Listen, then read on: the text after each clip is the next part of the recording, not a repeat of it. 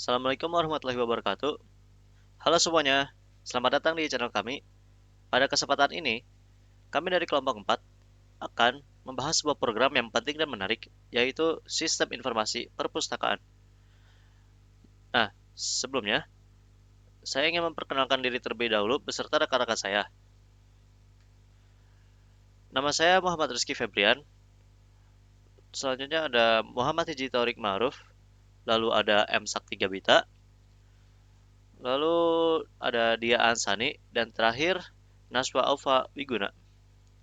Nah, video ini kami buat sebagai salah satu tugas pada mata kuliah Web Design yang dibimbing oleh Ibu Dianti Eka Aprilia, Eskom, MT.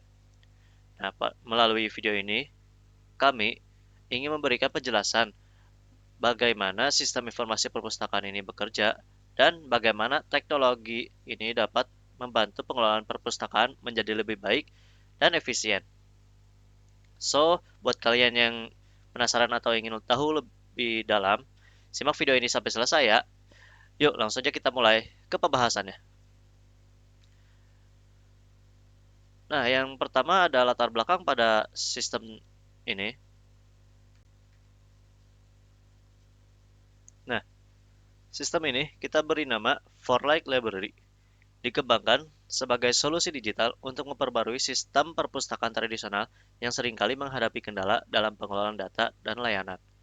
Dengan adanya aplikasi ini, pengguna dapat dengan mudah mengakses informasi tentang koleksi buku, melakukan pemesanan, dan memantau status akun mereka secara online, sehingga meningkatkan kemudahan dan kenyamanannya. Selain itu, aplikasi ini menyediakan sistem terintegrasi yang membantu staf perpustakaan dalam mengelola data, buku, dan transaksi dengan lebih akurat dan terorganisir. For Like Library juga dirancang untuk menyederhanakan proses layanan perpustakaan, memberikan pengalaman yang lebih baik bagi pengguna, dan mendukung operasional yang lebih efektif. Mungkin segitu saja dari saya. Selanjutnya akan dilanjutkan oleh Dian Sani. Dipersilahkan. Baik, selanjutnya yaitu tujuan dan fitur. Tujuan membuat website ini, yang pertama, website ini dibuat untuk memudahkan pengelolaan data perpustakaan seperti data buku, peminjam, dan anggota. Yang kedua, yaitu fitur pencarian buku dan anggota agar lebih cepat dan efisien. Yang ketiga, tampilan website ini dirancang responsif dan mudah digunakan oleh pengguna. Selanjutnya yaitu fitur. Fitur yang ada di website ini, yang pertama di halaman utama terdapat kursor yang akan menampilkan informasi buku yang akan datang atau baru. Yang kedua, di daftar buku terdapat pencarian berbasis ajak sehingga pengguna akan lebih mudah dan cepat dalam menemukan buku. Yang ketiga, bagi pengguna baru terdapat formulir pendaftaran yang mudah untuk digunakan. Yang keempat, terdaftar daftar peminjaman buku yang mencakup detail buku dan nama peminjam. Selanjutnya yaitu keterbatasan fungsional.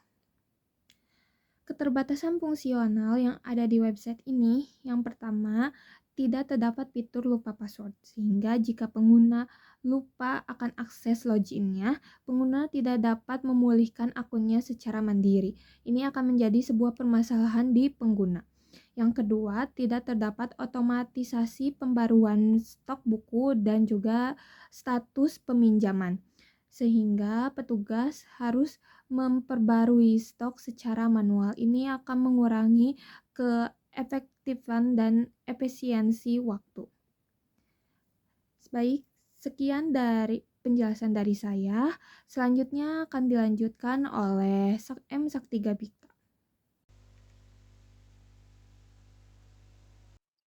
Baik, terima kasih. Di sini saya akan menjelaskan struktur dan fungsionalitas website perpustakaan. Struktur file dan folder. Yang pertama ada index.html untuk halaman utama dengan cursor dan navigasi. Lalu ada style.css untuk desain tampilan, termasuk background dan efek cover. Lalu buku.js untuk memfilter daftar buku dengan JavaScript. Lalu buku ajax.php untuk mengambil data buku dari database menggunakan ajax. Lalu add member.php untuk menyimpan data anggota baru ke database. Dan login.php untuk mengelola autentikasi pengguna. Lalu fungsional utama. Yang pertama untuk pencarian buku. Menggunakan Ajax untuk memuat hasil tanpa refresh halaman. Lalu yang kedua untuk pendaftaran anggota. Validasi data input dengan JavaScript dan simpan data ke database menggunakan PHP. Yang ketiga untuk manajemen peminjaman. Tambah dan kelola data peminjaman buku secara lokal dengan JavaScript. Penjelasan kode HTML. Di bawah ini ada contoh codingan dari HTML. HTML digunakan untuk membuat navbar dengan bootstrap untuk navigasi dan menyertakan logo perpustakaan dan tautan ke halaman beranda serta daftar buku. Lalu penjelasan kode CSS. Di sebelah kanan ada contoh codingan dari CSS. CSS digunakan untuk background, untuk memberikan gambar latar untuk halaman utama. Lalu efek hover, untuk menambahkan efek zoom pada kartu saat pengguna mengarahkan kursor. Penjelasan kode JS atau JavaScript. Di sebelah kanan ada contoh codingan dari JavaScript. Penjelasan JavaScript untuk mengambil data buku dari server berdasarkan input pencarian dan memperbarui tabel buku secara dinamis tanpa reload halaman. Baik, hanya ini yang bisa saya sampaikan. Selanjutnya akan dijelaskan oleh Naswa Aufa Wiguna.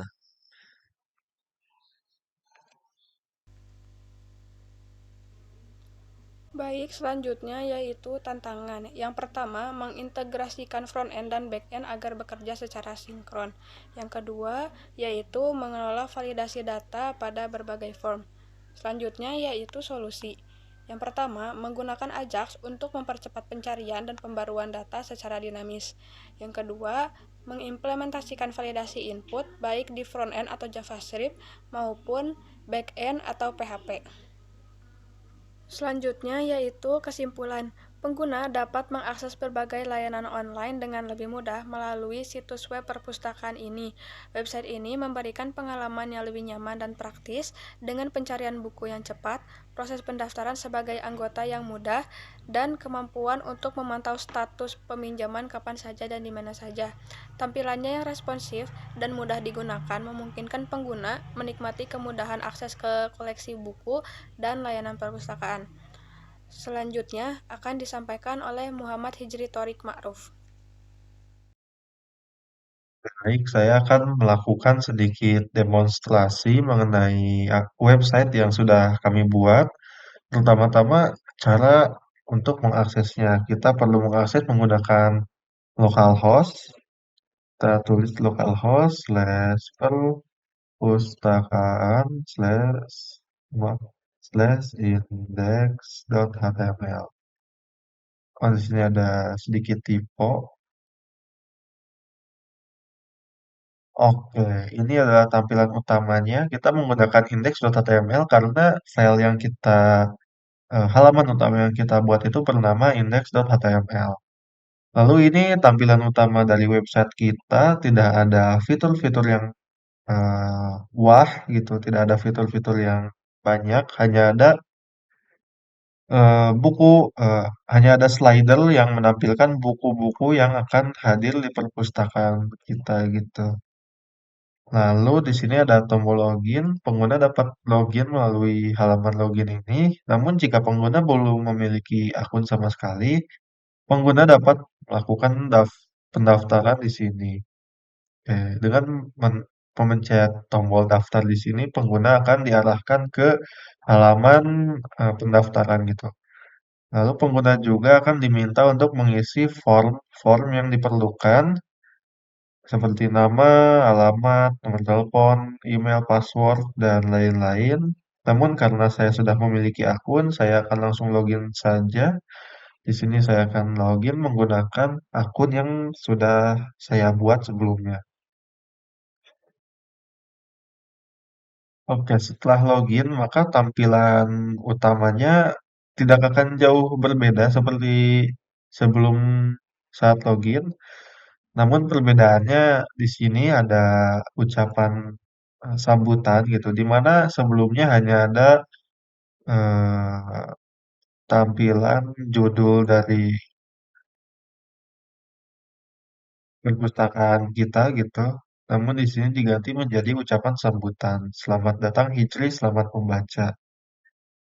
Nah, di sini tetap sama ada slider buku yang akan hadir di perpustakaan kita. Lalu ada dua fitur yang terbuka, ada daftar buku dan juga peminjaman. Nah, di sini ada tombol yang berubah, di mana tadi itu ada login, yang setelah login, tulisannya berubah menjadi logout, berwarna merah. Oke, kita lanjut ke daftar buku. Nah, jika pengguna penasaran apa saja buku yang dimiliki oleh perpustakaan kita gitu, atau stoknya ada berapa, maka pengguna dapat mengakses halaman daftar buku. Di sini ada keterangan, ada informasi yang menyediakan untuk judul buku, pengarang, genre, stok, dan juga status. Oke, di sini semisal saya ingin mencari buku karangannya Terelie, maka akan tampil buku-buku dari karangannya Terelie tanpa menggunakan tombol submit ataupun tanpa merefresh ulang halaman tersebut. Nah, kami menggunakan Ajax untuk memudahkan pengguna mencari buku yang diinginkan.